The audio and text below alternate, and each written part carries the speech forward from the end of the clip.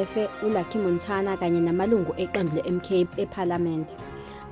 Ababengabaphathi abakhulu bezinkampani zikahulumeni abathinteka enkohlakalweni bangase balibangise ephalamende ngethikithi leqembu i-MK.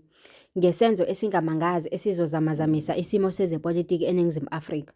Iqembu lomkhonto wesizwe, iqembu eliphikisayo elisemthethweni likahulumeni wobumbano kuzwelonke, kubikwa ukuthi lihlela ukuletha inqwaba yabantu abasuse umsindo ephalamende. Phakathi kwalabo abagaqele izihlalo ephalamende kukhona owayeyisikhulu sakwa-Eskom uBrian Molefe, nowayeyisikhulu esiphezulu kwa-Eskom uLucky Montana kanye nowayeyisikhulu sakwa-Transnet uSiyabonga Gama, bonke abake babhekana namacala okukhwabanisa nenkohlakalo ahlobene nezinkampani zikahulumeni abake bazihola. Okwengeza ingxabano ukufakwa kwabantu ababonakala besondelene nomndeni ebuholini beqembu le-MK. Uhlu oluhlongozwayo lwathunyelwa ephalamende luphakamisa ukuthi amalungu amasha angase ahlanganise nezihlobo zikasotswebhu weqembu ephalamende, uSihle Ngubane, nesihlobo somholi weqembu uJacob Zuma. Umthelela walokhu kuxhumana ubhebhethekise izinsolo zokwenzelelana futhi kwandise ukushuba kwesimo eqenjini. Lowo owayengukhomishana we-South African Revenue Service, uMnumzane Tom Moyane, naye obekulindeleke ukuthi athathe izintambo ephalamende, usenqume ukuhoxa ekucubunguleni. Esikhundleni salokho, uMoyane uzolandela ezinye izinto ezibandakanya neqembu. Izinguquko ezihlongozwayo zibalulwe encwadini yangomhla zi-5 kuNtulikazi, lapho uNgubane azisa khona usomlomo wephalamende likazwelonke uThoko Didiza ngokususwa kwamalungu athile kanye nokushintshwa kwawo okuhlongozwayo. Iqembu le-MK libe sematheni ngokukhipha isigubhukane amalungu ephalamende angaphezu kwe-12. Kwabonakala ukuthi livule amathuba afana noMolefe okuyisinyathelo esicasule abaningi eqenjini.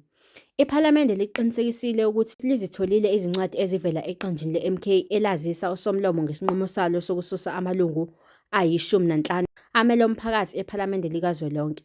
Ngokomthethosisekelo, umuntu ulahlekelwa ubulungu be-NA uma eyeka ukuba yilungu leqembu elimphakamisile ephalamende. Ngaso leso sikhathi, usomlomo uthole izincwadi eziyi-email zabantu abasohlwini olubekiwe lweqembu bekhombisa ukungatholakali kwabo ukugcwalisa izikhala zephalamende likazwelonke. Sifundeka kanje isitatimende esiphuma ephalamende. Ama-email athunyelwe ngusotswebhu weqembu ephalamende. Njengamanje, usomlomo ucubungula lezi zincwadi, futhi isinqumo sizothathwa ngokuhamba kwesikhathi, kusho yena. Lokhu sekuholele ezinsolweni zokuthi abantu bangabangani kanye nokubanga amandla kwabangaphakathi. Amalungu eqembu ahlukumezekile asole uNgubane nendodakazi kaZuma, uDuduzile Sambudla Zuma, ngokuhlela ukuxoshwa kwamalungu ephalamende ukuze kuhlanganiswe awawo amandla eqenjini. uSambudla Zuma ukuchithile ukuthi uyathinteka kulolu daba.